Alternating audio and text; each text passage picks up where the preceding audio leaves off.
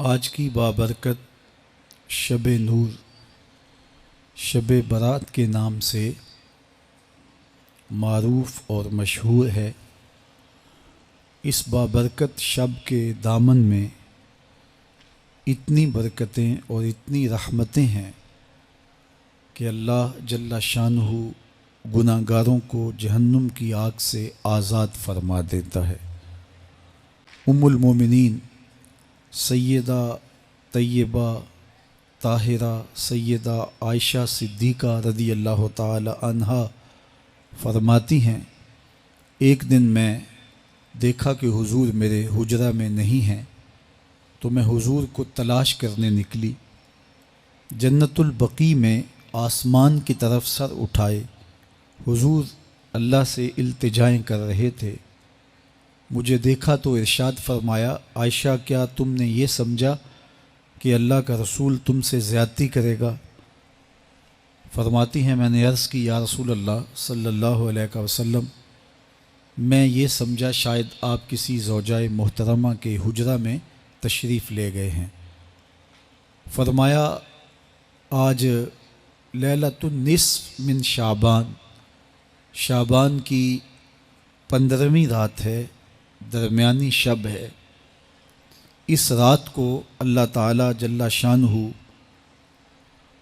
آسمان دنیا پہ نزول اجلال فرماتا ہے اور قبیلہ بنو کلب کی بکریوں کے بالوں سے زیادہ لوگوں کو جہنم کی آگ سے آزاد کر دیتا ہے۔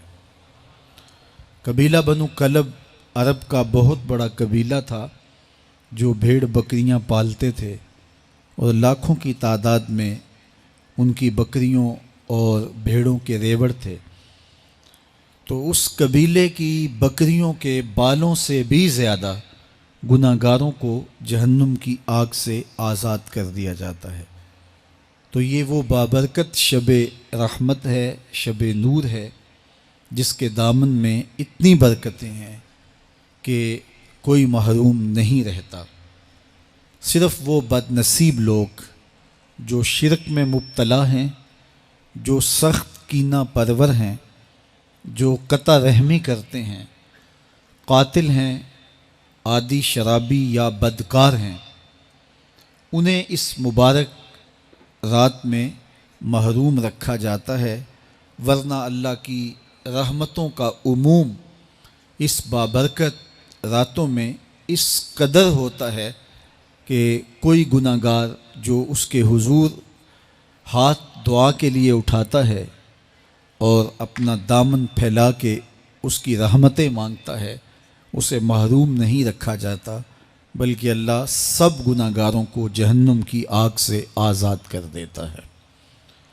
ایک روایت میں آتا ہے کہ اللہ لیلۃ النصف من شعبان، شعبان کی 15ویں رات کو آسمان دنیا پہ اپنی رحمتوں سے جلوہ گر ہوتا ہے اور فرماتا ہے کوئی رزق مانگنے والا، میں اس کی جھولیاں بھر دوں، ہے کوئی مغفرت طلب کرنے والا، میں اس کے گناہ معاف کر دوں، ہے کوئی مجھ سے عافیت مانگنے والا، میں اس کو عافیتوں سے نواز دوں، ہے کوئی فلاں چیز مانگنے والا، ہے کوئی فلاں چیز مانگنے والا، اس کی رحمتیں آواز دیتی ہیں، اور یہ آواز غروب آفتاب سے لے کر کے طلوع فجر تک مسلسل بندوں کو دی جاتی ہے، اور بندے اس کے حضور اگر دست طلب دراز کریں، اپنی جھولی پھیلائیں، تو اللہ تعالیٰ ان کو ان کے مانگنے سے بھی زیادہ عطا فرماتا ہے۔ اس امت کو اللہ تعالیٰ نے اس طرح کی راتیں دے کر کے مغفرت، بخشش، غفران اور رحمتوں کی فراوانی نصیب کی ہے۔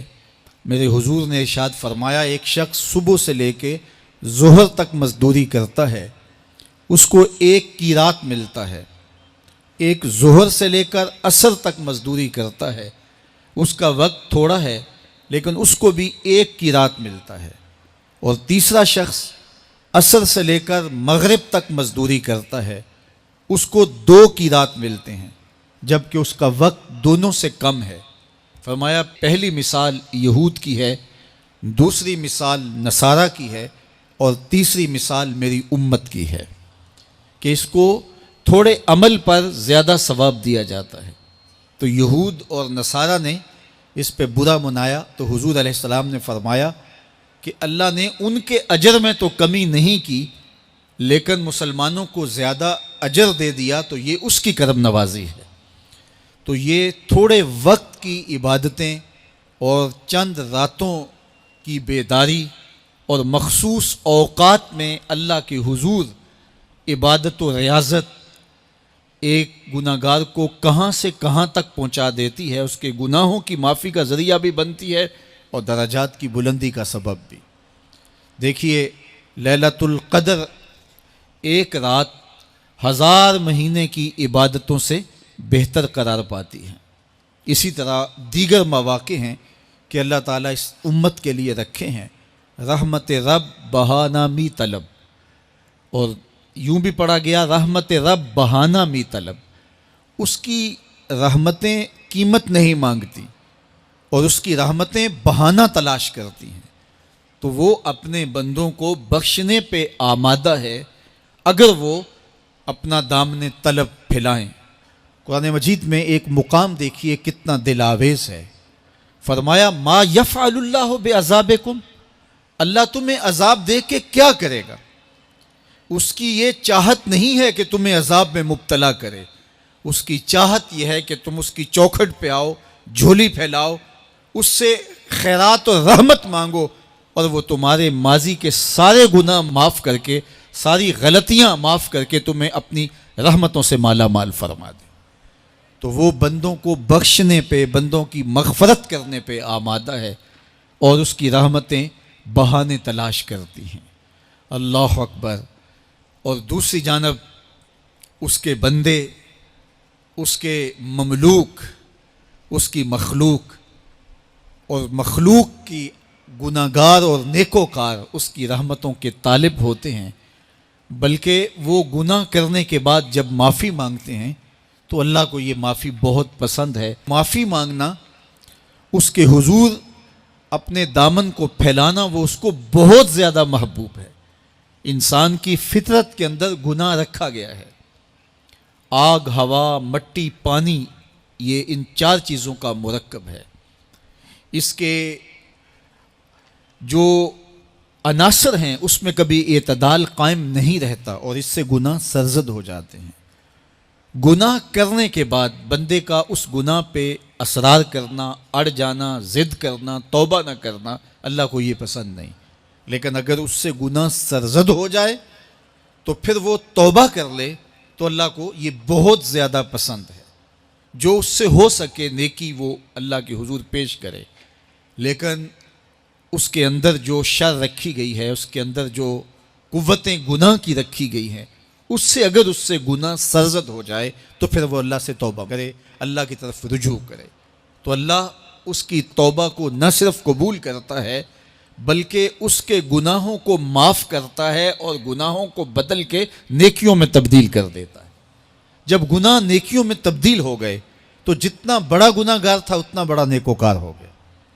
حضرت سیدنا عمر رضی اللہ تعالیٰ عنہ بازار میں جا رہے تھے تو ایک شرابی نے ہاتھ میں بوتل پکڑی تھی شراب کی، تو حضرت عمر ہاتھ میں درہ رکھتے تھے اور آپ کا جاہ و جلال دیتنیت ہوتا، تو جو ہی حضرت عمر رضی اللہ تعالیٰ عنہ کو اس نے دیکھا تو ڈر گیا اور دل ہی دل میں کہا اے اللہ آج عمر کے قہر سے بچا لے، میں تیری بارگاہ میں سچی توبہ کرتا ہوں، اور جلدی سے شراب کو بغل میں چھپا لیا۔ اتنے میں حضرت عمر سر پہ پہنچ گئے اور گرج کر کڑک کے کہا کہ یہ تیری بغل میں کیا ہے؟ چونکہ اس کو بوتل چھپاتے دیکھا تھا تو وہ ڈر گیا اور ڈرتے ڈرتے کہنے لگا حضرت یہ سرکہ ہے۔ اب تھی تو شراب، لیکن ڈرتے ہوئے بولا حضرت سرکہ ہے۔ تو حضرت عمر نے کہا نکال۔ جب نکالا تو شراب نہیں تھی، واقعی سرکہ بن چکا تھا۔ تو جب اللہ کے حضور کوئی توبہ کرتا ہے، اللہ اس کے گناہوں کو بدل کے نیکیوں میں تبدیل کر دیتا ہے۔ حدیث پاک میں آتا ہے کہ قیامت کے دن اللہ ایک شخص کو کہے گا کہ اپنا نامہ اعمال پڑھ، تو وہ نامہ اعمال پڑھنے لگ جائے گا۔ تو نامہ اعمال کے اندر چھوٹے گناہ بھی ہوں گے، بڑے گناہ بھی ہوں گے، تو اللہ سے حیا کرتے ہوئے، شرم کرتے ہوئے وہ بڑے بڑے گناہوں کو چھوڑتا جائے گا اور چھوٹے چھوٹے گناہوں کو پڑھتا رہے گا۔ جب وہ سارے گناہ پڑھ چکے گا اور کتاب ختم ہوگی تو اللہ تعالیٰ اسے فرمائے گا، میرے بندے تو نے یہ جتنے گناہ پڑھے ہیں میں نے سب کو بدل کے نیکیوں میں تبدیل کر دیا۔ تو بندہ کہے گا، اللہ ابھی تو میرے بڑے بڑے گناہ رہتے ہیں جو میں نے پڑھے ہی نہیں۔ فَضَحِكَ النَّبِيُّ حَتَّى بَدَتْ أَنْيَابُهُ، حضور جب یہ بیان فرما رہے تھے تو حضور اتنا مسکرائے کہ صحابہ نے حضور کی داڑھیں دیکھ لی۔ تو پہلے وہ بڑے بڑے گناہ چھوڑے جا رہا تھا، لیکن جب اللہ فرمائے گا کہ میں تیرے گناہوں کو بدل کے نیکیوں میں تبدیل کر دیا، تو وہ کہے گا ابھی تو بڑے بڑے گناہ رہتے ہیں جو میں نے ابھی پڑھے ہی نہیں۔ تو جب کوئی بندہ اس کے حضور توبہ کرتا ہے، اللہ یہ نہیں دیکھتا اس نے گناہ کتنے کیے ہیں، یہ دیکھتا ہے بندہ آیا میری چوکھٹ پہ ہے تو اللہ اس کے پچھلے سارے گناہ معاف فرما دیتا ہے۔ اللہ اکبر۔ میرے اور آپ کے آقا و مولا نے اللہ کے حضور توبہ کرنے اور اس پر اللہ کی خوشی اور اللہ کی خوشنودی کا ذکر کرتے ہوئے ایک مثال بیان فرمائی کہ ایک شخص صحرا میں سفر کر رہا تھا تو وہ ایک درخت کے نیچے دوپہر کاٹنے کے لیے، سستانے کے لیے رک گیا اور درخت کے ساتھ اپنے اونٹ کو باندھ دیا اور خود لیٹ گیا تاکہ دوپہر کاٹ لوں۔ تھوڑی دیر کے بعد جب اس کی آنکھ کھلی تو اس نے کیا دیکھا کہ اونٹ ماں ساز و سامان کے ساتھ غائب ہے۔ اب صحرا میں اونٹ کا گم ہو جانا گویا زندگی چلے جانے کے مترادف ہے۔ تو اس نے دائیں بائیں بھاگ دوڑ کے دیکھا کہ کہیں اونٹ کا نشان مل جائے، لیکن اونٹ کا نشان نہیں ملا۔ تا حد نظر کوئی انسانی آبادی نہیں۔ وہ بھاگا اور تھک ہار کے دوبارہ اسی درخت کے نیچے بیٹھ گیا اور پیاس سے ہلکان ہوا جا رہا تھا اور درخت کے ساتھ ٹیک لگا کے لیٹ گیا اور موت کا انتظار کرنے لگا۔ جن لوگوں نے صحرا کا سفر کیا ہے ان کو اس بات کا اندازہ ہوگا کہ کئی 100 میل تک انسانی آبادی ہی نہیں، اب نہ کچھ کھانے کے لیے بچا نہ کچھ پینے کے لیے بچا، اونٹ بھی غائب ہو گیا، توشہ بھی ساتھ ہی چلا گیا، تو اب ظاہر ہے سیدھی موت ہی نظر آ رہی ہے۔ تو وہ اس درخت کے ساتھ ٹیک لگا کے بیٹھ جاتا ہے اور موت کا منتظر ہوتا ہے۔ تھوڑی دیر کے بعد پھر اس کی دوبارہ آنکھ لگ جاتی ہے۔ جب دوبارہ آنکھ لگتی ہے تو تھوڑی دیر بعد پھر آنکھ کھلتی ہے۔ جب دوبارہ آنکھ کھلتی ہے تو دیکھتا ہے کہ اونٹ جو گما تھا ماں ساز و سامان کے اس کے پاس کھڑا ہے۔ تو صحرا میں اس حالت میں اونٹ کا مل جانا زندگی مل جانے کے مترادف ہے۔ تو وہ اتنا خوش ہوا کہ خوشی کی انتہا نہ رہی، بلکہ مسرتوں کے ہجوم میں درک گیا اور کہنے کیا لگا، اللہم انت عبدی وانا ربک، اے اللہ تو میرا بندہ اور میں تیرا رب۔ کہنا تو یہ تھا کہ تو میرا رب اور میں تیرا بندہ، لیکن مسرتوں کا ہجوم ہی اتنا تھا، خوشیوں کا ہجوم ہی اتنا تھا کہ زبان پہ قابو نہ رہا۔